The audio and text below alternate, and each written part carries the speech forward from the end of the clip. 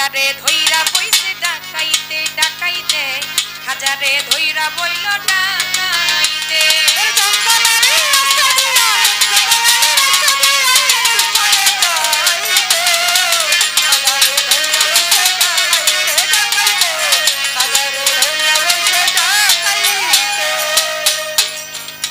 এখন ডাকাতের দল হাইরে কোট